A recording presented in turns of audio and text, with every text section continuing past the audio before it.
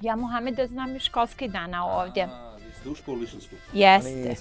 S djecom nisam imao posla, tad ona je mlađa. Od toga dana je Muhamed svaki dan bio kod mene. I tu se završava priča. Tako je to išlo možda 1.5 godina. Muhammed, je li to istina? Pa dobro, moram malo presjeći. Ja mislim, jednom pjesmom je Dino Merlin to dobro objasnio. Moj život Švicarska i kako ono dalje ide, skoro pa savršeno. Ono skoro je. Nešto se I- tu krije. Pa ljudi pitaju kao šta ćete kaže zdravstvo, ovo, ono. Pa ljudi moji, ne idem da idem budem bolestan, hoću da ostanem zdrav što duže. Mislim, to su najveće meni floskule, glupost kao zdravstvo nema. Čuo sam tu priču kao mali ode od bratića ode za Njemačku, kao neće Strikane, kaže, ovdje niko ostati. A Strikan je već 70 nešto godina, kaže on, pogledam sine, uz ono je se uvijek živjelo i živjet će se i dalje. Mi smo šetale selom i jedna naša stara tu majka, ona je pravila tjesteninu. I sad je ova gospođa rekla, može li ona da kupi? Ta gospođa što je zaplakala poslije. A ovdje je 10%, odradiš sve regularno, 10% ostalo je tvoj novac. To nema nigdje, nijedna zemlja u Europi to nema. Na kojoj smo ovo, rijeci Vrbas, jel? Da, Ne. Pliv. Ovo vam je naša Una. Jedna jedina. Jedna od najljepših rijeka u Bosni i Hercegovini. A Boga mi širi. Pa Boga mi. I ja tako. Ja se ne slažem. Evo sad. Ja se ne slažem. Najljepša na svijetu? Pa tu smo negdje. Ne znam sad na drugim planetama šta ima, ali na svijetu sigurno. Gdje se nalazimo ovo? Šti? Može. Ajde, ispričaj. Nalazimo se u selu Klisa, Kulen Vakuf. Nalazimo se u jednom prelijepom malom mjestu. Možda je malo vas čulo za Kulen Vakuf, ali evo imate priliku danas da vidite Kulenović ovako. Kulenovića Vakuf. Tu je na karti gore u špicu, skoro lijevo. Jest, Nacionalno park Una. Nacionalni park Una na granici sa Hrvatskom. jest. Imamo možda 2 kilometra ovdje gore do granice. Tako vidite, ne znam, možda bi ja sad skratila. Nalazimo se u dženetu. Možete opisati nekim drugim riječima, ali ja bi upravo skratila da kažem i danas je povod toga zašto ste vi ovdje i zašto smo mi ovdje je upravo ovaj dženet. A koliko sam shvatio, vi ste došli u Švice, ima i tamo rijeka, jezera, zelenila. Ima, Boga mi. Dođite i u Švicarsku da snimite, ali ako nađete ovako nešto, onda vi plaćate ručak. Jel se kaže barba? Nije barba, onaj kada operiše lađar. Lađar. Fali mu samo ona kapica. Nisam mu još to nabavila. Ovo je Unska, mi se nalazimo na Unskoj lađi, klasičnoj Unskoj lađi koja je sagrađena u Bosanskoj Krupoj i to je tradicija tih majstora.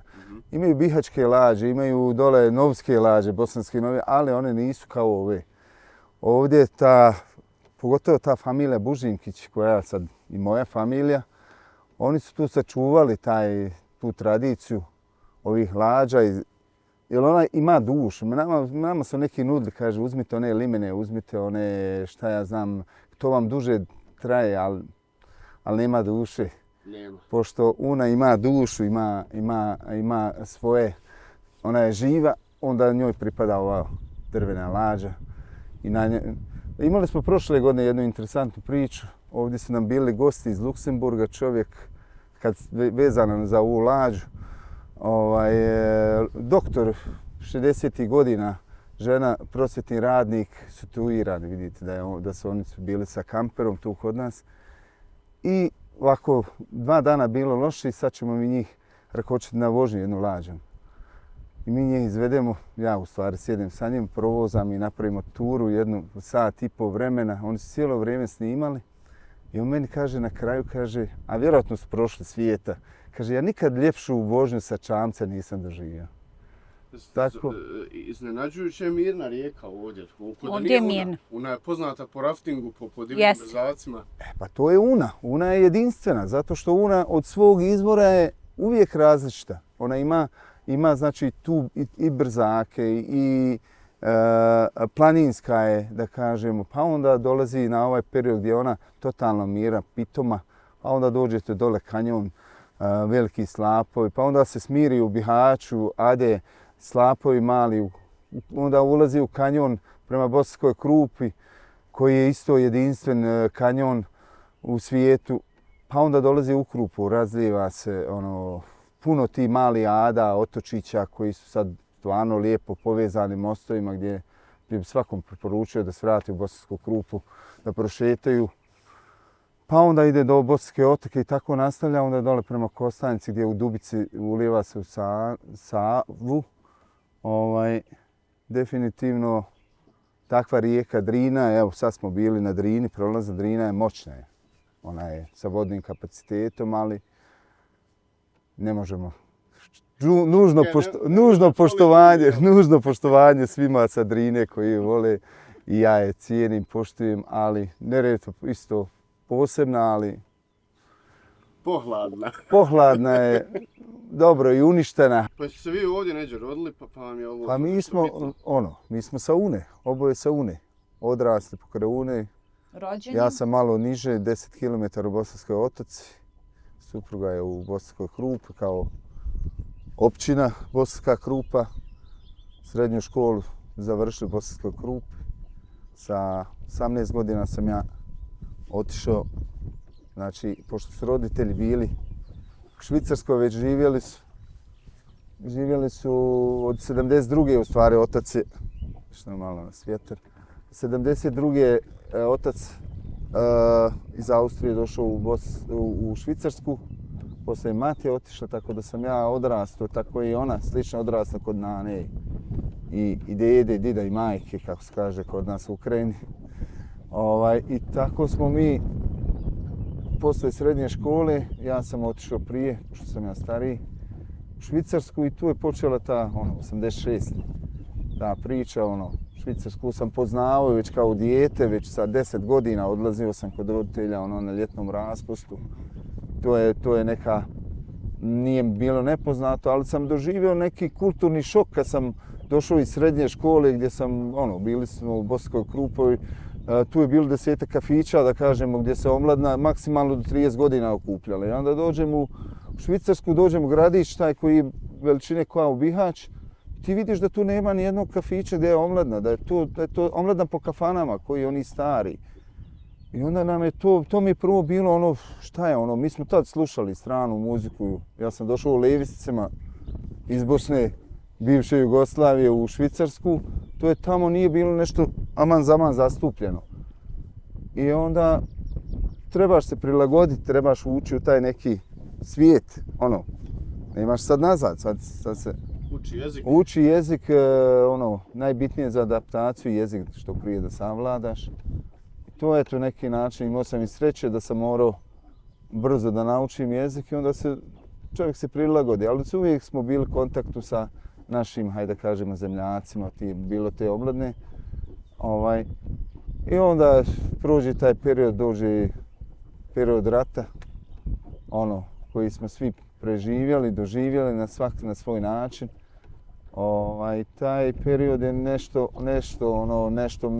najbolnije, možda čak gore nego koji su ljudi, da me neki ne zamjere, preživjeli ovdje, ali taj osjećaj da ćeš možda ostati bez domovine, to je bilo dosta emotivno, svi smo se potrudili neki način, svak na svoj način, neki su oni odvažni i hrabriji su došli i ovdje u Bosnu toku rata. Tako da je to, hvala Bogu, prošlo je to sve. Ponovo se može vraćati, dolaziti u Bosnu. Tako da iz tih ruševina, Bosanska Krupa je bila strašno porušen grad, otoka dole, to je jedan od najviše ugroženih sredina od rata. Šta vi radite gore u Švici? Pa prvo sam kao automehančar, pošto sam završio zanat, ovdje bio mašinsku, pa onda se prebacio automehančar, onda sam opet došao gore, pa onda završim, 2 godine sam bio na praksi, praktično samo da naučim zanat. I te 2 godine, izučio sam taj zanat i radio sam nekih 4-5 godina. Ali mi je to bilo nekako monotono, inače sam taj koji više voli slobodu neku. Položio sam vozački za kamion i onda sam postao šofer. Ja sam rođena u Bosanskoj Krupi. Kako ovdje u Vakufu, možda je to interesantno, moj muž je ovdje dolazio u ribolov. Kad bi mi došli u Švicarskoj, jedan i jedini jeste, on je ovdje dolazio u ribolov i tako imam osjećaj da se on baš zaljubio u ove dijelove. Jeste.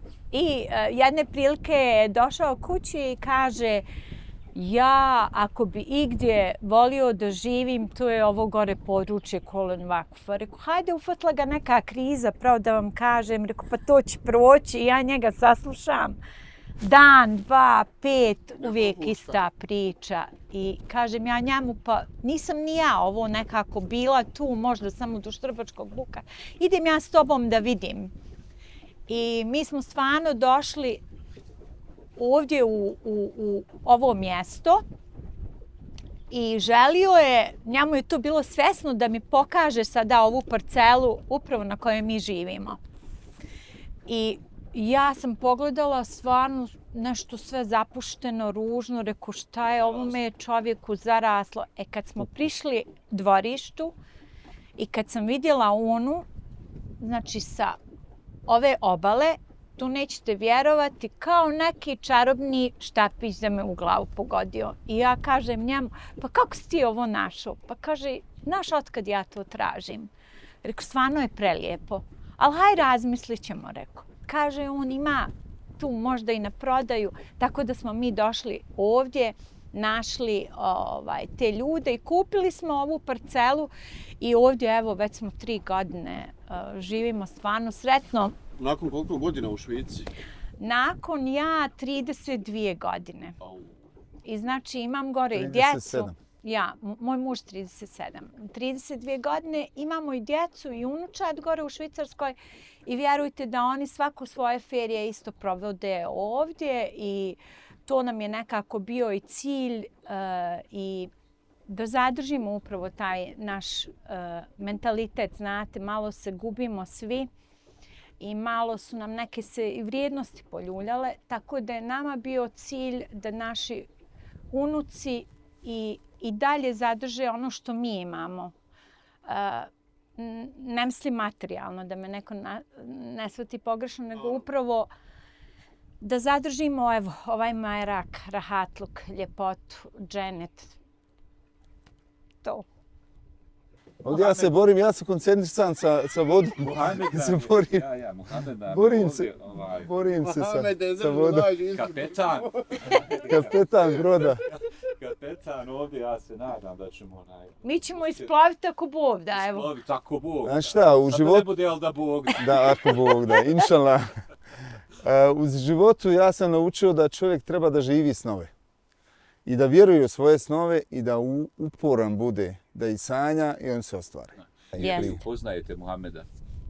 Ja Muhameda znam iz školskih dana ovdje. Vi ste u školu išli skupa? Jeste. S djecom nisam imao posla, tad ona je mlađa. To poslije dobro, on je generacija koja izlazi, a ja dolazim i tako. Čekajte, puštate ga u Švicarsku da ide? Pa ne, nemam ni šanse da ga zaustavim, upravo je to bilo. A to se samo onako znate. A nisam ja bio interesantan da toliko. Jel, znači trebalo otići u Švicarsku? Trebalo otići. Ne. Dobri papir. Pa dobro, ja sad ne znam šta da kažem. Pa ima tu.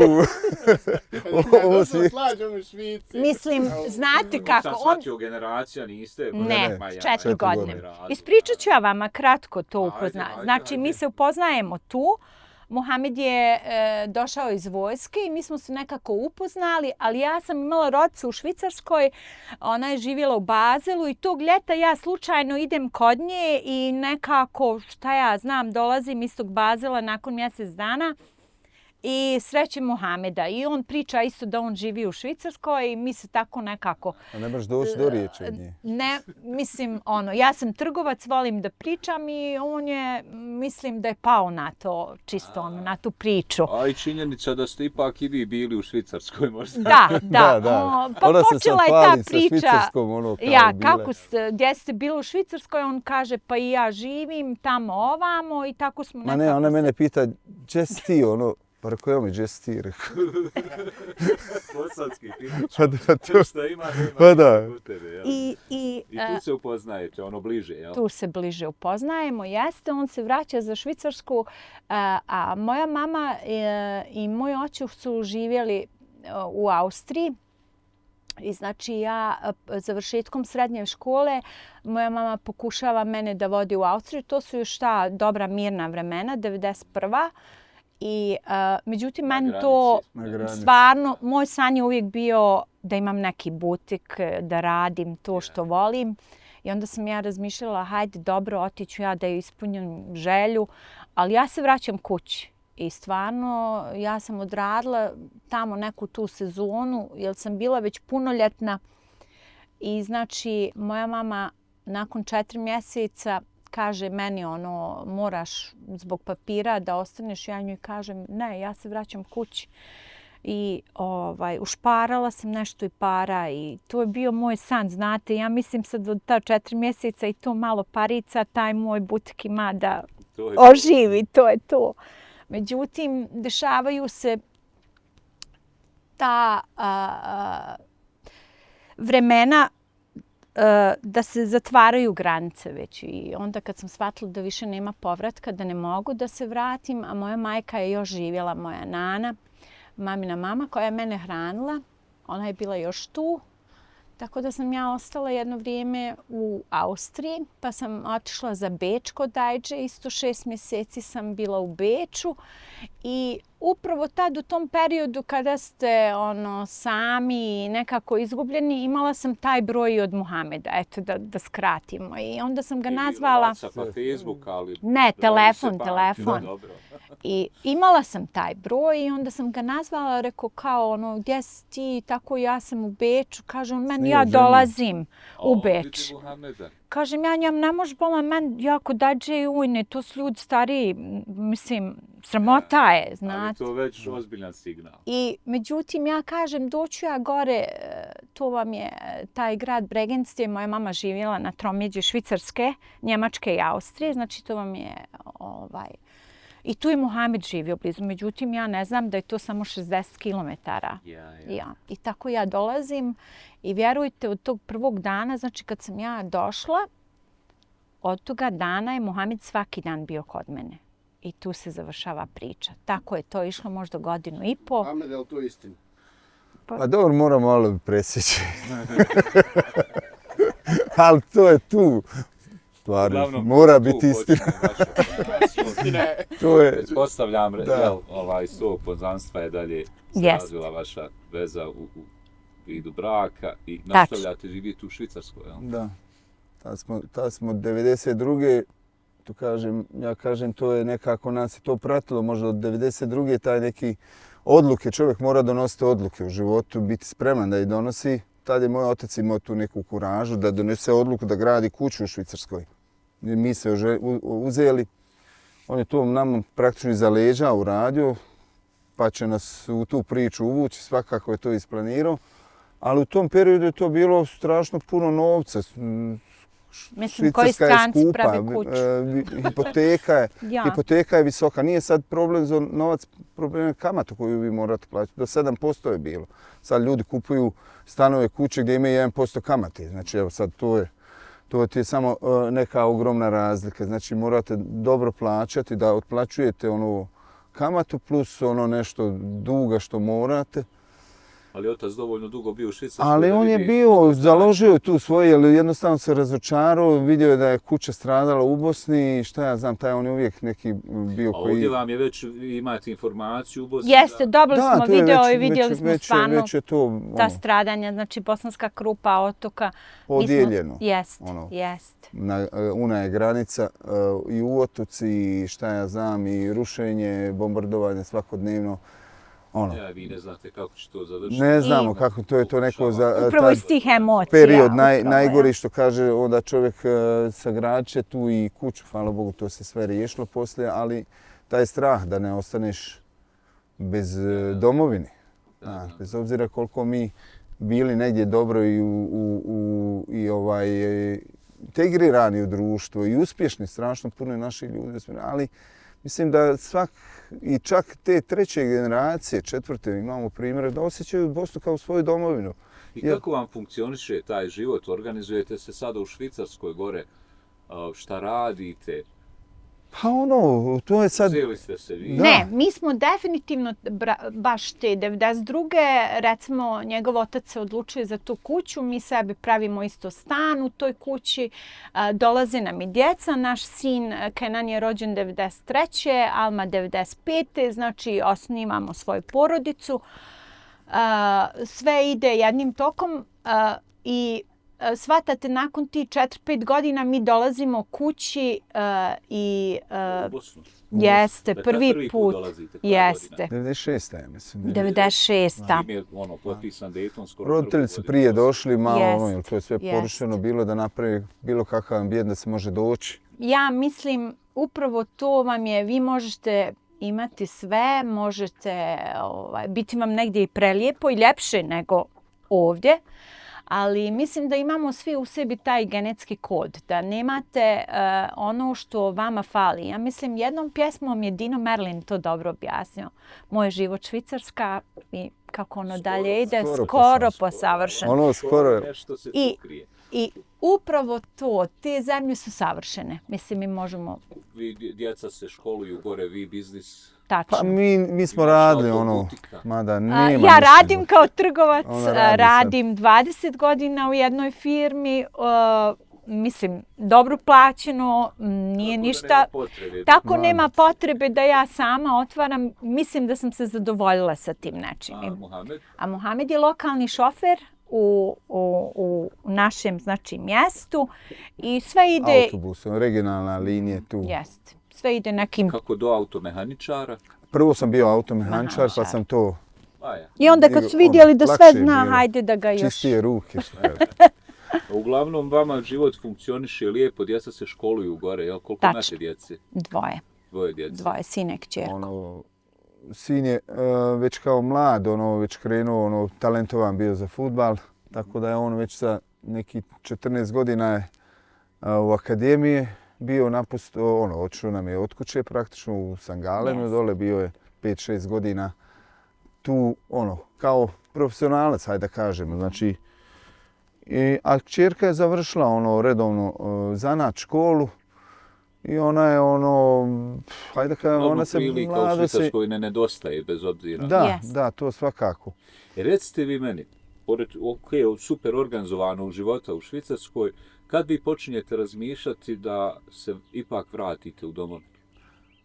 Možda kad su djeca izašla iz kuće, znate, tad vam dolazi taj mir. Dobro, ja ne bi tu, ja sam malo drugačiji, ja sam to stalno razmišljao, to je meni bilo stalno u glavi. Otišao da bi se vratio, jel? Pa ja praktično nisam nikad ni otišao odavde.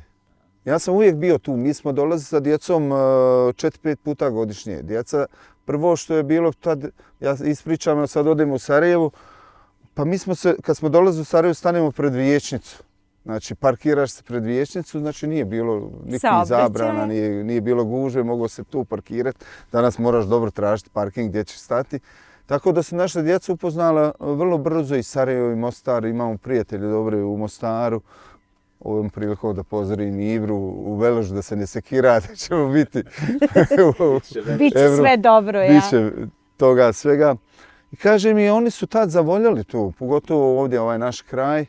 Nama nije bilo teško nikad sjesti kad dođemo tu da skoknemo ili do Sarajeva ili do Mostara, da obiđemo te neke gradove.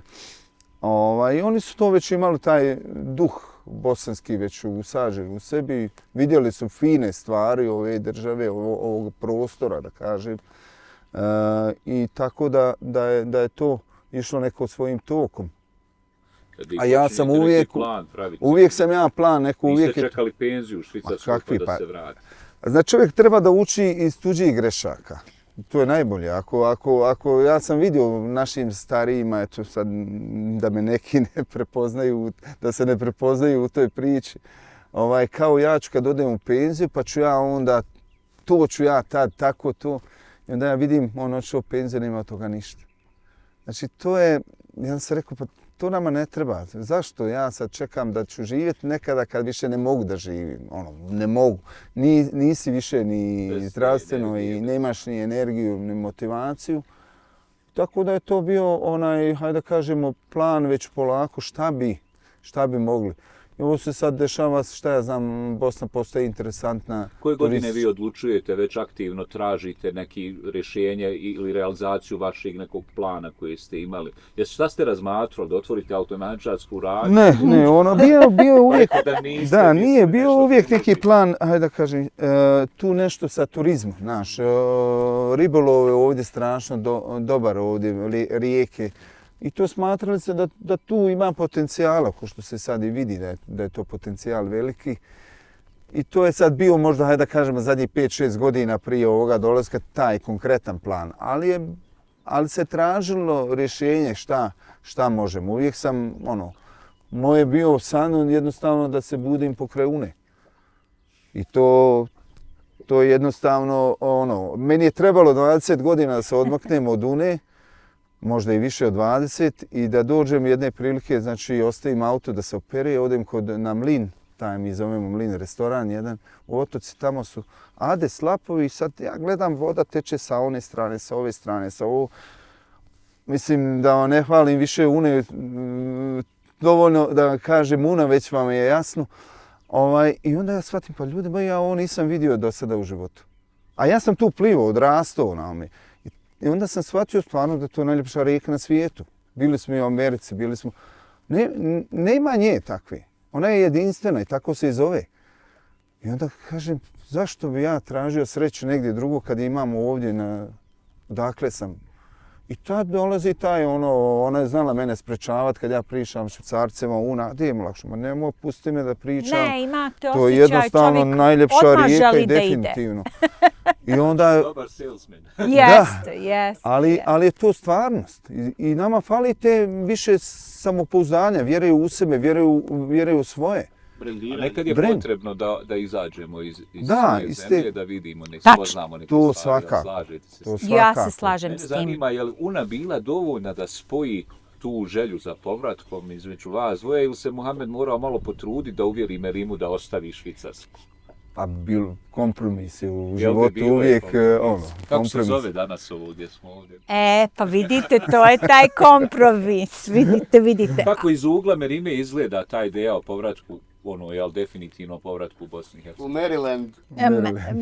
Pa ovako, ja sam rekla mora se zvati po meni i tako se i zove.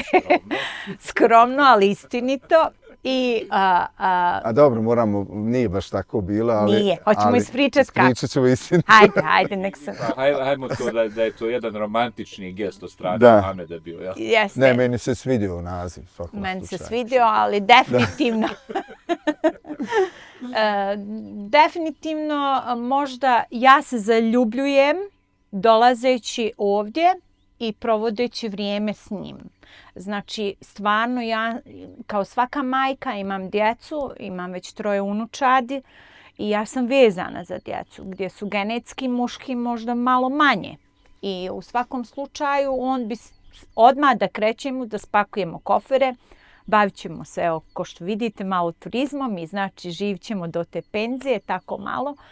Ali meni je bila ta potreba da sam još možda kao majka, kao da sam sa djecom i onda kada dolazim ovdje vidim stvarno da imam neki drugi mir, da sam duševno zadovoljnija, da mi je jedan dan ujutru već počinje sasvim drugačije nego što je to bilo prije.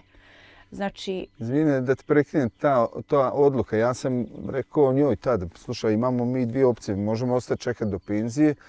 Ona je radila u tržnom centru gdje, znači, u zimskom periodu praktično ne vidi dana. I dolaziš kući s posla, sve je to okej, posao je okej, ti moraš da radiš jednostavno. Imaš tu opciju, rekao, da radiš tu sad do tvoje 63. četvrte, ja da radim do 65.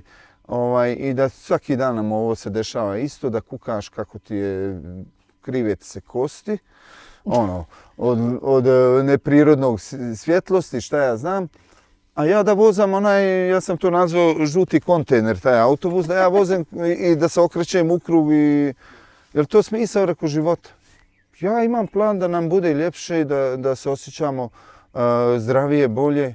Pa ljudi pitaju kao šta ćete, kaže zdravstvo, ovo, ono.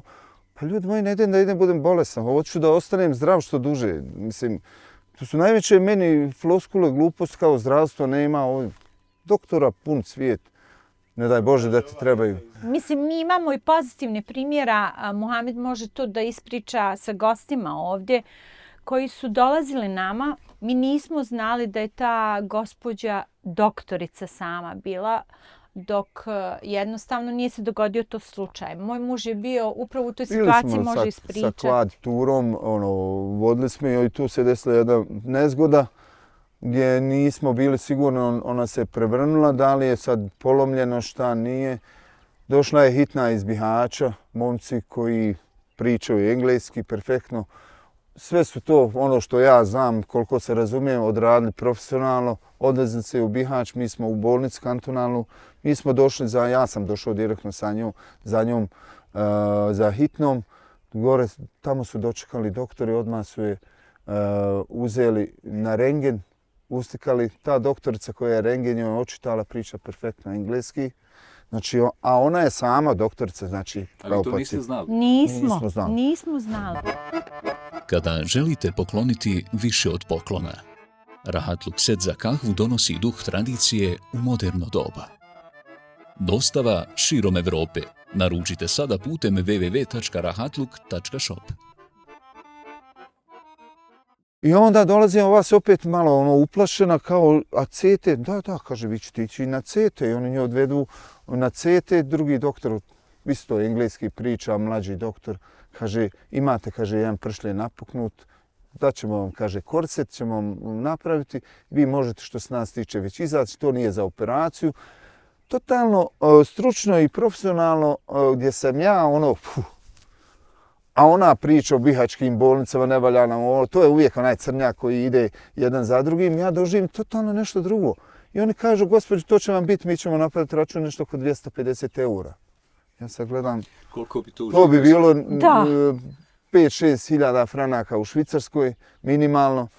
I da li bi tom brzinom, vjerujte da to ja... To je 3 sata bilo. 3 sata, bolnice, sve su to pregled završeni. Znači mi smo, nama je bilo lakše, znamo, nije polomljeno nešto golema, ovo je povreda, ali je to suštini... A uglavnom pozitivno iskustvo. Pozitivno, totalno iskustvo, zato kažem, oni koji se plaše tog medicinski ti uslova, mislim da griješe, da nemaju potrebe da se plaše toga. Da se ja sad, odlično, super digresija na ovo zdravstvo kako smo spomenuli. Hvala vam na tome da se malo vratimo sad. Mi smo ovdje u Kulen Vakfu, a vi ste iz Bosanske Krupne. Kako dođe smo do Kulen Vakfu?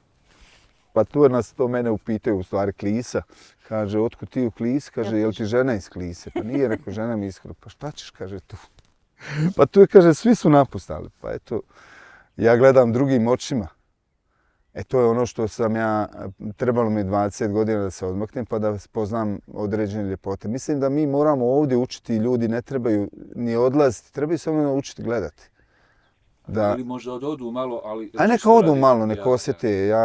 Ja bi samo rekao svim, evo mladi jedan bio tu u komšija, otišao je pa se je vratio. Rekao je jednostavno u Njemačkoj šefu, kaže, ja ništa ne moram. Kaže, ti moraš, ma ne kaže, ja ne moram ništa, on se pokupi i dođe. Pa evo, ima dijete, posao ovdje, došao kod svoje familije, roditelje. Ispravna odluka. Zašto ti treba da budeš? Mi trebamo, to ti je ona priča tamo, kaže, voli me šef, znaš, dobar sam sa šefom. Volite šef zato što si dobar radnik, što si vrijedan, što doprinosiš toj firmi. Da, ali budi ti dobar za sebe. Budi ovdje u svojoj zemlji, budi dobar osamostali se.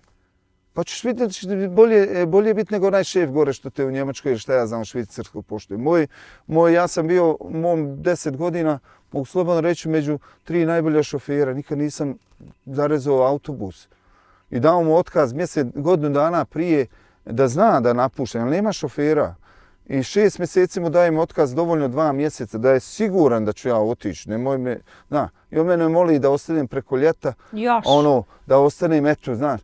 Ali taj muž koji je bio strašno korektan, ja sam imao divan posao, meni je bilo ok, tu mi je u mjestu, biciklom dođem, ja nemam šta da se žalim. Ali taj moj šef nije bio u stanju, jedan mali poklon kad sam ja pošao da mi pokloni. Pa dobro, to je mentalitet. I šta sad kao šta sad tu čovjek treba? Imam za nečim žaliti, jel? Da, imam za nečim žaliti, jer kažem... Mohamed poznaje ovaj kraj, ali ne toliko kako ga sad gleda. I šta tražite ovdje, zemlju, kako jeste imali zemlju neku ovdje? Fly fishing je bila ta moja destinacija gdje sam dolazio često tu ranije i to mi se svidio taj prostor, Une. I onda tražim ciljano, pošto smo osnovani nacionalni park i shvatio sam tad u principu da tu će biti turistički potencijal. Nešto tu, pa pogotovo to ribarenje koji ima potencijal, ljudi dolaze iz cijelog svijeta praktično.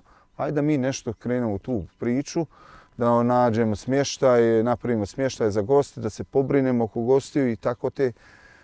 I to je bilo malo i slučajnost. Imao sam jednog prijatelja koji mi je tražio tu neke parcele, ali nije to bilo ništa što je nama lično odgovaralo. Nije mi se svidjelo.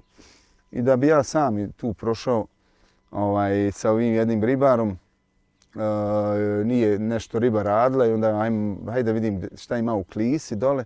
Mi prođemo autom i ja to nisam primijetio uopšte ovu parcelu. Toliko je bilo obraslo, zaraslo, bila je kuća stara, štale, čume se, sve što u jednom imanju postoji. Tako da sam to neprimjećeno sam prošao pokraj. I tek kad sam se u povratku vidio sam da je kuća i tu sam zastao i ušao u to avliju i taj pogled ovu nizunu. Rekao, to je fantazija, jednostavno. Ja sam se toliko u tom momentu izgubio bio da sam ja snimao, ali ja nisam snimao sa telefonom gore, već sam dole po zemlji. Onda ja gledam video, hoću video da pokažem, a ja dole travu snimio. Izgubio se totalno, I drugi put sam morao doći da to snimim kako treba. I tada ovaj prijatelj ribar što je sa mnom bio, mi smo samo našli tu da ima adresa od kuće i uslikam ime, prezime, da imam i kaže meni, kaže ti si ovo, kaže, kupio. Aj, rekao, iz tvojih usta u Božje uši. I tako da smo ušli u tu realizaciju, kontakt sa tim nasljednicima, to smo otkupili i onda je krenulo prije našeg dolaska. Prije toga ste vi već imali plan šta tu želite, sam trebao prostor? Pa jeste. Mi smo malo i spontano krenuli, ali smo imali plan. Definitivno i nama sad nije bio, hajde da kažemo, neki ogroman pritisak da mi moramo sad to riješiti u godinu, 2-3 dana. Imali smo tu neku, kao što sad svi ovi što će možda slušati koji su u situacijama, velik broj naših ljudi koji pogotovo žive u Švicarskoj, oni su već sa 50 i neku godinu dosta osigurani kroz te penzione kase, imaju taj novac koji im leži, neko sa tim novcem radi, ali to je njihov novac koji oni mogu povući kad napuštaju zemlju ili ako uzmeju nekretninu. Ali ne mogu ni sve. To je specifično za Švicarsku. Ali to ljudi većinom čuvaju kao za crne dane, a ovi svijetli dani trebali bi iskoristiti da živiš, da pokreneš nešto. Meni, na primjer, strašno smeta što ćemo mi neku ružnu stvar prepričati 5 puta, 10 puta dnevno. Nemam sad ništa protiv vas medija, ali kažem ružno, izvinite. Ali tu se priča 5-10 dana. Nešto pozitivno, mi ćemo to brzo okrenuti, taj list, i tako to će samo kratko biti. To je svakodnevno, recimo, neki... Potrebno je nama i našem društvu upravo da pričamo o finim stvarima, da jednom okrenemo taj list i da se posvetimo samo rad, znači uljepšavanje ovoga svoga. Znate, ovaj sto bez ovoga cvijeta bi bio drugačiji. Znači, upravo svi mi da radimo na tim sitnicama, to ništa ne košta puno, vjerujte. Ali to donosi velike rezultate. I ja sam ubijeđena i već godinu dana bavim se sa ovim i vidim da ovdje ima dosta stranaca, dosta ljudi koji dolaze, koji žele da nas posjete, ali mi i svaki pojedinac mora što više da uljepšavamo i da stavljamo ti mašnica, ko što to znaju naše komšije, dobro da odrade. A boga mi tamo gdje ste Dobro. proveli život, A Švicarska tamo je jedna isto. od turističkih destinacija, Jest. top u svijetu, jel? Imali ste gdje učiti. Jeste. I ja ću vam kao trgovac dati jedan primjer. Ne volim raditi reklame, ali recimo ja volim obuću i dođem uvijek u Travnik i kupim sebe u prodavnici uvijek svakog fera, znači dobre cipele. I jedne prilike mi kaže jedna gospođa frizerka ovdje, jao, zna se to da je Švica, kaže, koja cipela. Kožne, reko, jesu gospođo. Kaže ona švicarska, ma kakva švicarska, reko, Travnik. Travnik, gospođo, ja svako ferije ovdje kupim obuću zato što vam je to fabrika koja vam stvarno samo kožom radi. Znači vi imate kvalitet, imate upola manju cijenu jer imate već na kutijama cijene u eurima. Znači ja sam kao trgovac naravno to odmah vidim. Ali hoću da vam kažem, mi imamo toliko lijepih stvari, mi smo toliko kreativni, toliko smo dobar narod da se to prepozna. Mi ne moramo sad slati ni naše vizitske ni ovo, mi moramo biti ambasadori svoje zemlje. I to je jedino što će nas spasti, što će nas stvarno odvesti daleko. I smatram da smo to već svi počeli i da nam je to jako, jako bitno da svaki pojedinac to radi. Ovo što smo mi uradili. Da napravi samo taj korak, pa nek dođe i na 3 mjeseca. Mi smo jednom uzeli neplaćeno mjesec dana. To je možda bitno isto da se kaže. Neplaćeno tražili smo u firmama i došli smo da obiđemo samo ovaj svoj kraj. Zato što nismo znali uopšte, nismo imali vremena. Vi kad dođete na kratko, vi nemate vremena za takve stvari. Znači mi smo svaki stari grad, svako mjesto koje je bitno na ovom našem regionu posjetili i kad smo otkrili te ljepote, onda smo definitivno shvatili da mi imamo šta i da pokažemo.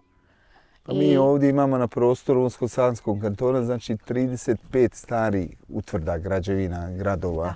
To nije mali broj za ovakav prostor. Ozbiljne historije. Ozbiljne.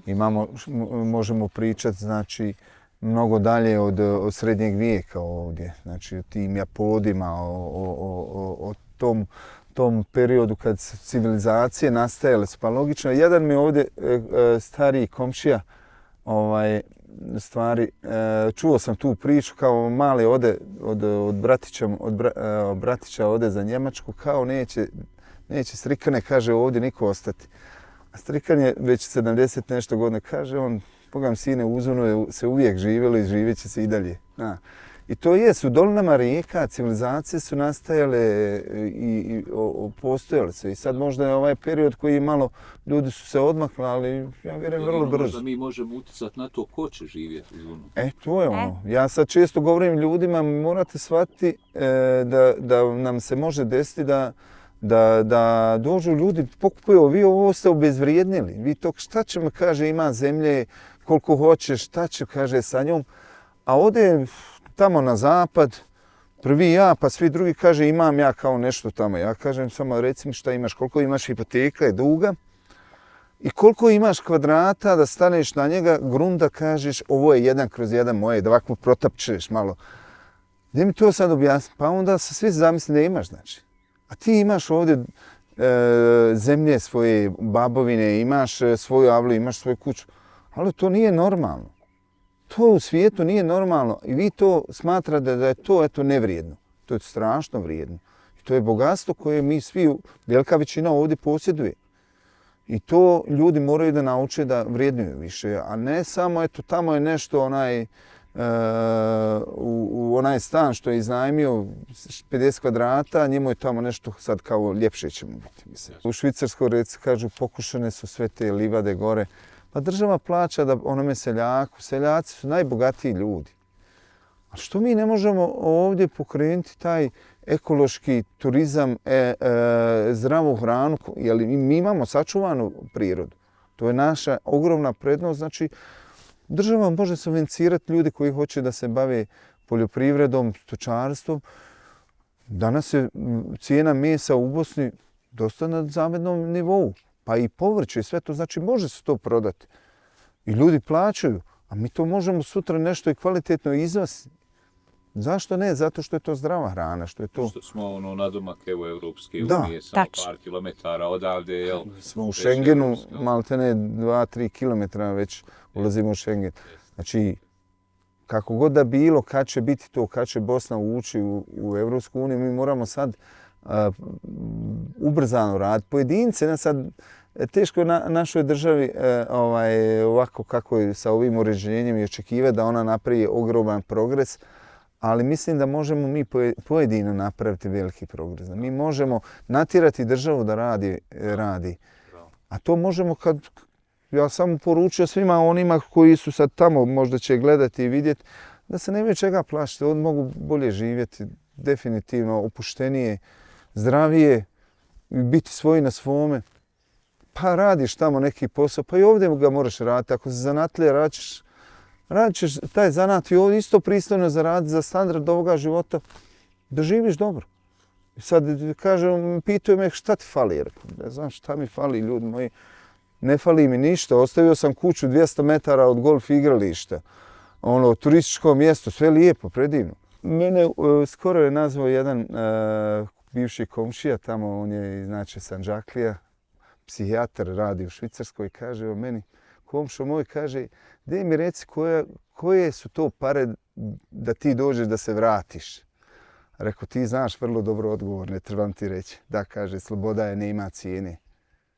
Jer on znao šta ću ja njemu reći, mi često pričamo, rekao, sloboda je neizmjerna, tu nema cijene.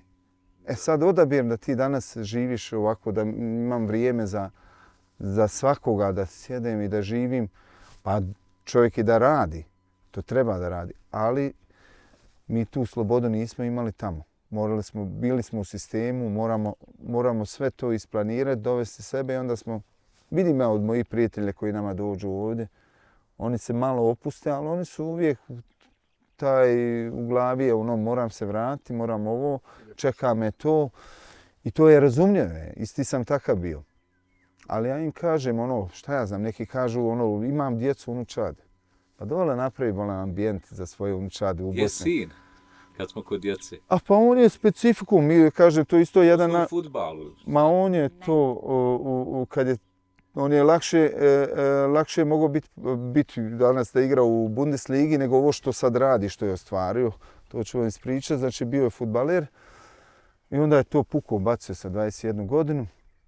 I onda odluči sa svojim iz djetinjstva prijateljem koji je u tom fahu, to je znači metalna branža, fina mehanika, obrada metala, da oni pokrenu biznis u Bosni, da rade proizvodnju u Bosni, da rade za Švicarsku.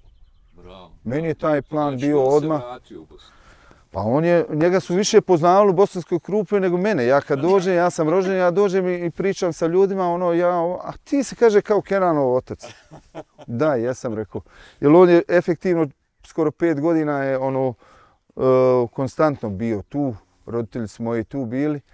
Ali hoću reći ta priča da smo mi tad svu svoju ušteđevinu i čak i moji roditelji dali u taj biznis koji je bio, hajde da kažem, jedna fina avantura, ali ja sam znao da to ima smisla, da to može uspjeti i vjerovao sam u to.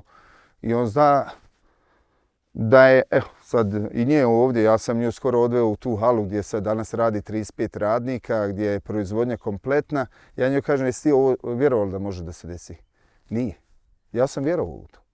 I to je ono što čovjek, zato poruku samo rekao ljudima, morate vjerovati, morate biti istrajni, vjerovati i sanjati svoje snove, stvarit će se 100%.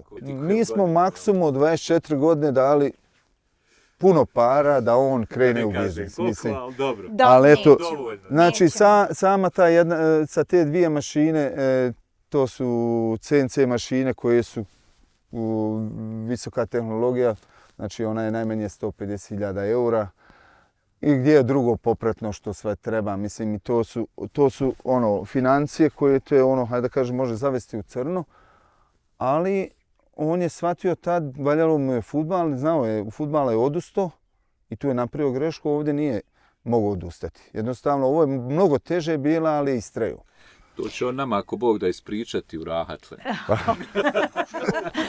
Šta je ovo? Ja predlažem sad, ne znam, Adine, predlažem da možda mi sad izađemo iz čamca i da mi sad ovim Marylandom prođemo, da nam pokažete ono šta ste vi tu uradili i da našim gledaocima predstavimo ovaj zaista nevjerovatan prizor. Ja ne znam, hoćemo li... Evo ja ću, ako vam nije problem, prikazat ću vam, recimo, mi imamo dosta ovdje polemike priče oko urušavanja Une i ugrožavanja betoniranja.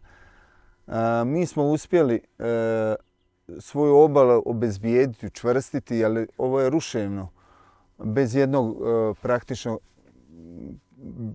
kamena, bez betona, bez išta. Znači sve je odrađeno sa drvetom, šipovima i vraćeno u neko prirodno, dovedeno u prirodno stanje da je sve, hajde da kažem, ekološki ispravno. I znači ne treba beton, može se to obezbijeti, jer obala se urušava, voda nosi. To je normalni proces i ovdje sad možemo vidjeti da je to estetski vidite sad, to vam je sve drvo, znači šipovi kao Venecija. To su 6 metara duboki kestenovi šipovi koji zabodeni tu. Stavili smo tu drvene ograde, ono da se ne urušava drva i to drži. Sad vegetacija radi svoje vrbe, ovo zeleno, ono učvršćuje obalu, jer to je bilo ruševno. Na gornjem dijelu je bilo dosta... Vidite sad, na primjer, ovi cvjetovi, to vam procvjeta, to je interesantno kao da je neko sadio, a ovo vam je sve priroda. Znači, budu oni lijepi, violeti, žuti cvjetovi, to voda sve nanese, donese i to tako izgleda prelijepo. Jako je skladno. Vidi se da ovdje nije ništa višak. Nema materijala koji ne pripadaju u prostoru. Ne. To vam je najbitnije u ovim I predjelima. kažem, to je moguće. Ovdje imamo ušće neke rijeke, rječice. To je naša toplica koja se tu ulijeva. Ona je izvorište gore, znači od nas 50 metara. Veoma kvalitetna voda, ljudi dolaze... Pitka voda. Vi imate osnovnu rječicu koju možete piti pored. Pa to je, sad to moramo napraviti jednu česmu gore da se može da adekvatno još zagrabi vode. Ali to je ono, isto... Ovaj kraj naš ovdje, pogotovo kanton Unsko-Sanski, najbogatiji kraj sa pitkom vodom u svijetu, možda, vjerojatno u svijetu. Dakle, Krajišnici, pakujte kofere gore, gdje god da ste po... I nemojte zamišljati da pakujete... Spašavajte Unu. Eno pačiće. Ja, izvela ih je. Nemojte onima dozvoliti da pakuju vodu i da je prodaju. Ne, neka ona nama ostane ovdje. Mi ćemo njima prodati dušu i ljepotu. I malo ovdje... Da dođu da napune duševne baterije. Da. Pa da, to je. A sada mi pravimo te fabrike vode pa da to vozimo tamo. Pa dobro, ima prostor. Malo, ne puno. Ne bi on nek toliko da ne uvozimo. Maja, ne, ja sam malo egoista, malo treba čovjek biti za sebe, sačuvati za sve. Na svoje, tako treba biti. To sad, ne smijemo jeftino prodati ovo što imamo, jeftino u principu, da to bezvrijednimo kao eto, tu u Bosni je strašno jeftino. Moramo se potruditi da to bude lijepo, skladno i da to lijepo i naplatimo. Ako je neko došao iz Njemačke... Čovjeka kad je nešto skupo plati, onda to zna cijeniti. Malo lošije bilo, a ovdje nema ništa loše. Ljudi, evo, mi smo bili u Dubaju, pa odeš tamo, vidiš, mislim... Kakva su vaše iskustva do sadašnja sa gostima? Kakve su njihove impresije? Pretpostavljam jer ima više komunicira sa njim. Ja imam, na primjer, sigurno najviše iskustva sa gostima. To je taj dio koji ja obavljam. I ispričat ću vam možda neke detalje mog početka. Ljudi kada dođu, obično dođu na 2 dana i onda pitaju možemo li mi produžiti, mi bi ostali još 2 dana. I to je ono što mene je stvarno oduševilo, da ljudi želi da ostanu i da ljudi doživljavaju nas kao jako lijep, gostoprimljiv narod. Šta im se dešavalo? Obično je to bilo kod žena, moram reći, da one na kraju počnu plakati. Znači, takve impresije kod gostiju, oni otkriju nešto, ne očekuju vjerovatno mnogo, a onda se iznenadi pozitivno. Pa, znate, imali smo jednu priliku, jedna gospođa je rekla, možda sad moram, kaže, da vam kažem zašto su meni suze krenule, jer ja sam mislila da ja nisam nešto pogrešno uradila, jer gospođa je baš bila emotivna. I onda je i mene to povuklo, naravno, i ja sam žena i emocije prorade. I onda je ona rekla, pa mi smo svašta čuli kao o Bosni, da kažemo nešto ružno kao. I onda ja kažem, pa izvinite, reko, ne znam šta, kaže ona, pa znate, ja sad samo jedan dan sam ovdje, kaže. I vi ste mene toliko oduševili, taj narod, mislim, tu ima detalja sad da vam pričam možda dugo, ali ispričat ću ovaj kratki dio. Mi smo šetale selom i jedna naša stara tu majka, ona je pravila tjesteninu. I sad je ova gospođa rekla, može li ona da kupi? Ta gospođa što je zaplakala poslije. I ja sam rekla, majka, reko, prodajete li vi, ova bi moja gošća da kupi? Kaže ona, sine, ja nikad u životu ništa nisam prodala, pa ne mogu vala ni njoj, evo joj ova jedna kesica. I ta majka iznese iz kuće tog domaće tjestenine. Kako se zove? Omeć. Bravo. Jeste, omač kod nas kažu, ali eto da bi me gledalci možda razumijeli, ali vi... Hoću namjerno da Jeste. I ona kad je vidjela kako je to čisto bilo na tom stolu, to je bilo prekriveno zavjesom. Znači da vam ne može ništa prići tom tjestenini koju ona sad suši. I ova gospođa vadi 5 eura iz novčanika i njoj daje i majka uporno kaže da neće. I ona ne uzma taj novac i tako smo mi krenuli.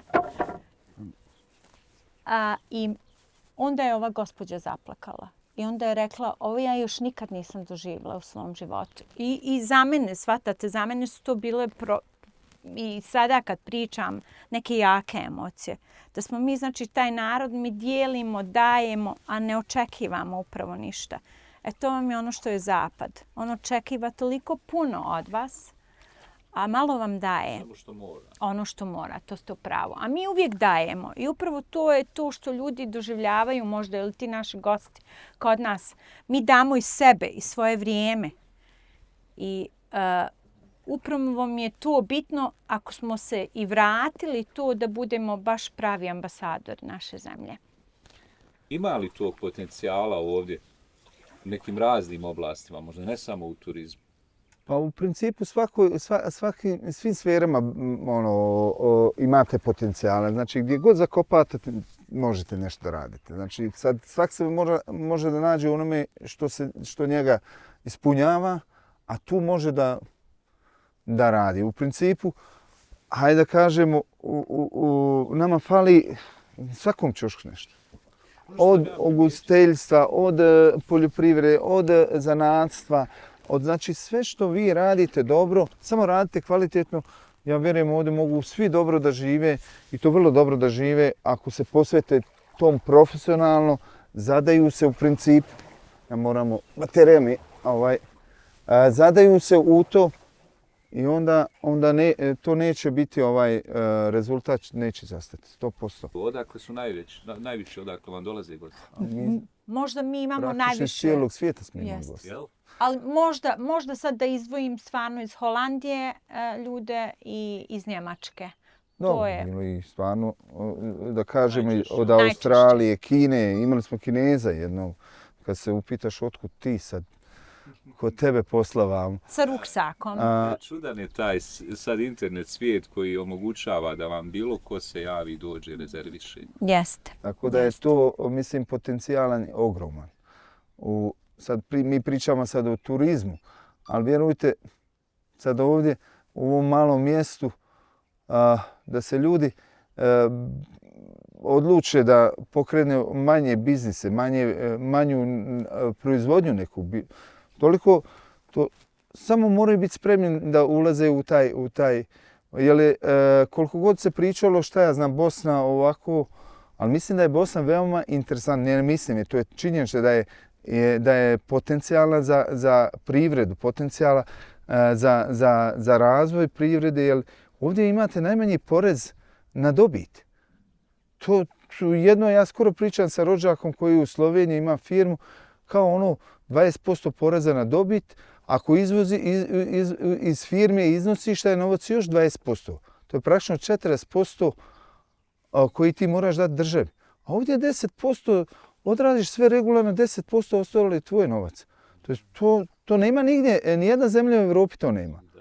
Sad pričamo kao korupcija. Nije tačno. Evo ja mogu reći slobodno da je u nas sin 2-3 puta kao mlada firma gdje imaju puno mladih radnika, dobili su subvencije od države sasvim regularno, bez ikakvih šteli, što kažu. Znači, natječaj je bio, trebaš da konkurišeš, ispuniš što trebaš i dobiješ to. I onda su 2 puta bili subvencionirane kao mlada firma, poticaj za... Znači, to postoji poticaj za poljoprivredu, ali trebaš se registrirati, trebaš biti firma, ne možeš sad, eto, meni niko nije dao ništa, pa čekaj, ko si ti? Jesi se registrovao? Baviš se poljoprivredom? Jesi poljoprivredni proizvođač? Pa ćeš dobiti taj poticaj. Mislim, evo, mi imamo prijatelja tu koji ima stočarstvo se bavi. On kaže, meni ne treba ni da prodajem blago, ja od toga mogu da... Znači, zemlja dosta je loše prezentirana nego što jest. Znači da je puno... To ste vi sad, možete to najbolje kazati kad već evo izvjesno vrijeme živite. Tačno. Da. A opet s druge strane imate spoznaju kako se to u medijima predstavljalo dok ste živjeli u Švicarskoj. Tačno. I ovdje nije to nekako bilo ravno istini. Znate kako pogotovo naši mediji. Jeste. Ako mogu samo da kažem, meni je to upravo to negativno što sam rekla za medije. Vi ćete kad gledate recimo političari, ja stvarno ne gledam to više, mi njima dajemo tu popularnost. Ja sam protiv toga. Bilo kako se on zvao, ne znam ni ja, mi trebamo upravo samo da radimo, da radimo i da donosimo rezultate. A ne da dajemo stvarno njima toliku popularnost. Pa mi ujutro ako upalimo televizor, mi ćemo već imati tu dotičnu cijeli dan. Šta je? I vi ste, bravo, upravo. Tako da je to bitno. Kad mi ujutro ustanemo, možda odmah da sebi upalimo neku dobru muziku, nešto što nas digne, a ne da slušamo šta je rekao dotični gospodin koji nas samo vraća nazad. Oni to pričaju zbog para da bi ostali na vlasti. To više ne treba biti puno inteligentan da shvatiš 90% nas političara, nećemo toliko ima i koji vrijede, ali bi trebali prebrati, dobro narod treba prebrati ove političare sad, dati priliku u stvari, dobro osmisliti Dobar je onaj koji će obećati da će se potruditi da subvencira mlade familije, da se vrati na ognjišta svojih roditelja, da pokrenu tu poljoprivrednu proizvodnju, da pokrenu turizam. Evo, na ovom kraju lično, znači to čisto je, znači ovdje može turizam i poljoprivreda, mogu ljudi da žive od toga. Ja lično smatram da vi svojim ovdje poduhvatom koji ste napravili na ovom malom prostoru, koliko god je on grandiozan, veliki, on ipak mali za jednu lokalnu zajednicu, ali sam siguran da ste podigli cijenu i zemljišta i usluge i otvorili mnogima oči. Dakle, donijeli ste novu vrijednost ovoj lokalnoj zajednici. I mi to ne dajemo jeftino. Da budemo jasni, ja ovo kažem Muhamedu, to što to izvini, ali mora neko da plati. Mi kosimo, mi održavamo, znači bazen je tu, ja mu ne mogu dati za 20 eura. Ovo i ne izgleda jeftino. Ovo ne smije biti jeftino. Mislim, to bi bilo obezvređivanje onoga što nam je priroda. Upravo to. I ne smijemo to raditi. Ja uvijek govorim, nemojte to raditi, nemoj da sad staviš i kažeš, stavi i ti malo jedan paradajz, malo neke travčice i naplatimo onaj tanjir. Ajde da vidimo vaš paradajz. Nema ga još, ali da vidimo te bašte. Čekaj, moramo se... Ja sam čuo da se nešto posije. Ali nisam okopala. Kapetan, da vidimo što. Ja sam bateriju ispraznio, znači da nismo imali vesle, mi bi... Nije ponio vesla. Pa valja ženu poslušati. Što me god nije poslušao, ako ćete vjerovati ili nećete, uvijek je to došlo na naplatu. Dobro. Sad je ugrijalo.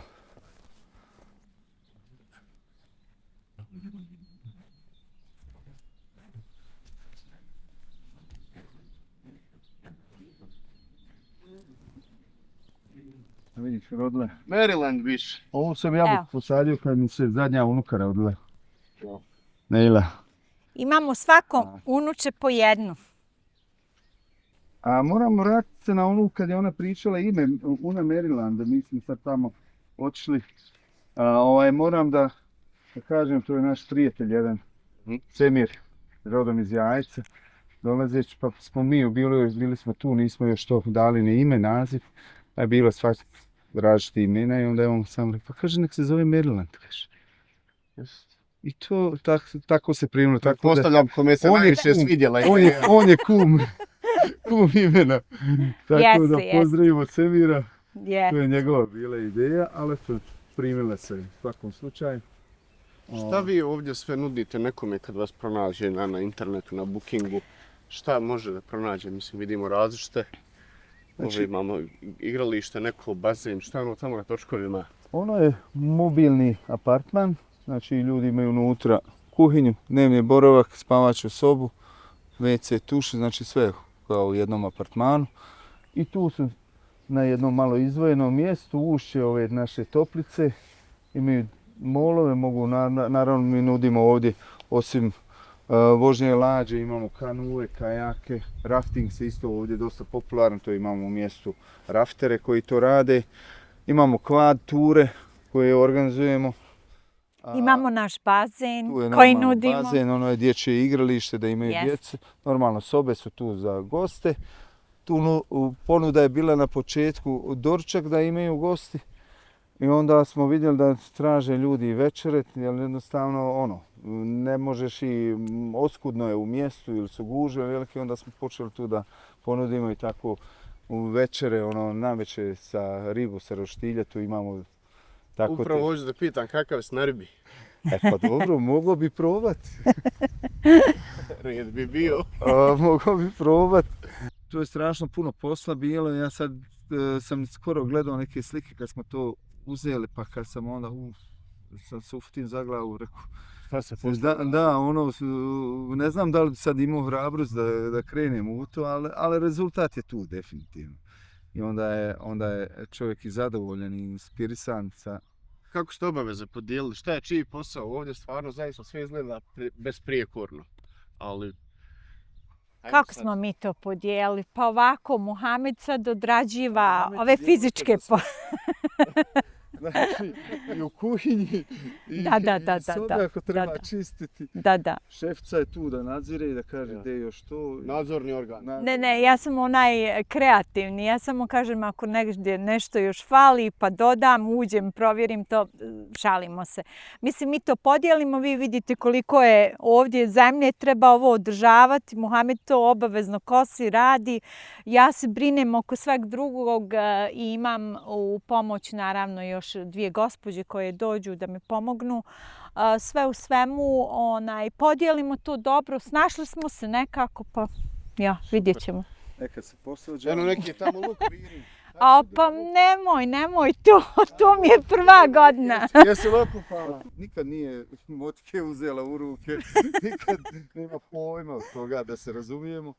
Ali... Želja ima tu zemlje, tu ćemo nešto, nije. U suštini, meni fale začini, meni fale te neke sitnice koje ja svakodnevno moram. A ja sam odbačena malo od sela, od prodavnice i onda sam razmišljala ja moram da imam neke te sitnice.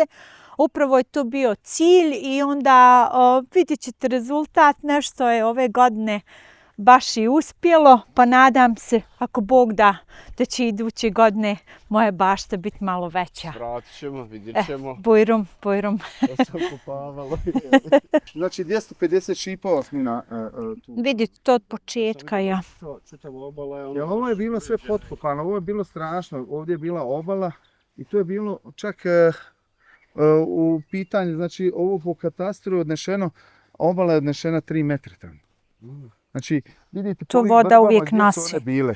Znači, ona uvijek zapira, jer ovo je zemlja, nema kamena. I onda smo to morali odraditi, jer to za neki 20 godina Pojelo bi sve. došlo bi do... Jest. Da. Uspjeli smo tu sačuvati te vrbe da ostanu i one sad stabilizuju obalu. Sad je to prilično stabilno i A zašto može. kesten? Zato što je izdržljiv, jel može a voditi dugo? kesten može dugo. Mhm. Mi smo ovdje na Uni, poznato svi ti mlinovi su pravljeni vodenice, znači na Uni sa kestenim stubovima tu ostane par stotina godina može ostati i ne može isto. Ovo je to dosta. Pa dosta je za naše... Sad dolazi moj dio, vidite kako sam ja. Imam nešto luka, imam nešto salate. Recimo ja najviše volim rukolu, vidite ona je mašalna. Nemojte snimat luk što nisam još okopala, to je u procesu. Imam zelje, znači ja imam sve evo vidite, kad vam sad nešto zatreba, vi meni iznenada naiđete, znači sve, i salata i sve tu. Ja pokušavam, trudim se. Dolaze vam ljudi koji cijene to. Ljudi su se nagledali betona Jest. dvorana, zgrada, objekata, vidi. Jer od nama niko ne dođe da vidi sa neki tržni centar ili šta je. Da. On je došao da vidi prirodu našu. Što kažem, što sam jednostavno ljudi doživio, da odu sa emocijama i ne mogu da vjeruju da je to tako, priroda ipak svoja. Pogotovo žene. Mada ja na ovom prostoru još uvijek istražujem, to je malo i divlji kraj gore prema od Martinbroda, imamo 3 rijeke gore, ima Krka koja se ulijeva u Unu i imamo, znači Unac je u Martinbrodu. I to je gore jedan fenomenalan kraj, divlji, prelijep i to sad sa kvadovima se može posjetiti, obići, ali ja bez ovoga prijatelj sam ne smiješ se ne usuditi, jer divlji životinje. To je isto jedna od ponuda koju nudite kvad turu. Yes. Mada na više destinacija, ili obilazak gore Martinbroda ili na ovim planinama. Koliko odavde je Štrbački buk? On je sad oficijalno nizvodu je nama neki 8 km. Mada mi pravimo krivinu sa putom pa je tu izađe skoro na 20 km.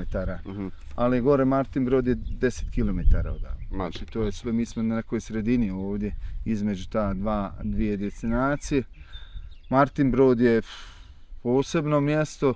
Mnogi smatraju Štrbački buk fascinantni svojom veličinom.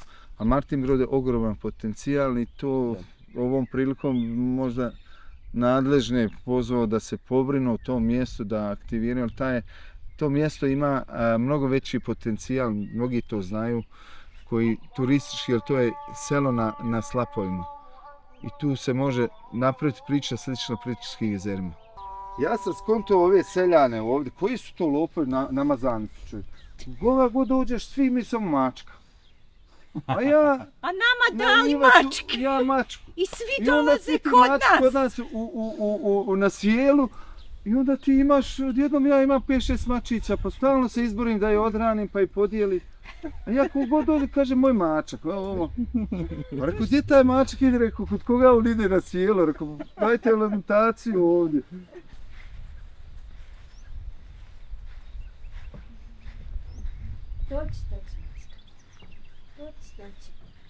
Ovdje mi imamo za goste, to je bilo isto malo spontanje da nam prinu, da se može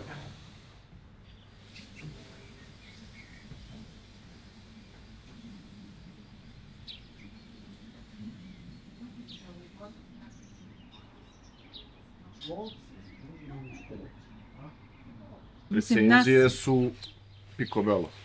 I da su ljudi oduševljeni. Onda svi koji dođu, oni žele da produže, evo, kao i ovi Njemci, ja sad... Čitaju da ostane još dan, mogu... Jel javla Alma? Nisam sa Almom I onda mi šaljemo ljude isto u Vakuf ili negdje tako, kažem im eto te 2 noći i to onda rade. I ovo 2 ribara su prošle godine tako radili. Pošaljem kod prijatelja zato što ja ne mogu sad te ljude sa bookinga koji su već... Oni su tu. I onda oni odu i opet se vraćaju nakon ta. Odlično. Mislim da je potencijal ogroman. Čak ljudi nisu ni svjesni Trebaju se malo, ja kažem, ne moraš ti sad, nije stvar u tome da ti sad moraš uložiti, ne znam, Glamur, stotine hiljada, znaš, da ti mi još nešto uvijek napraviš. radimo i nismo Pokosi mi tu od svoju sve. livadu, tu, očisti to te maltene košta. Da se vratim opet tamo gdje je Bosna gore njene.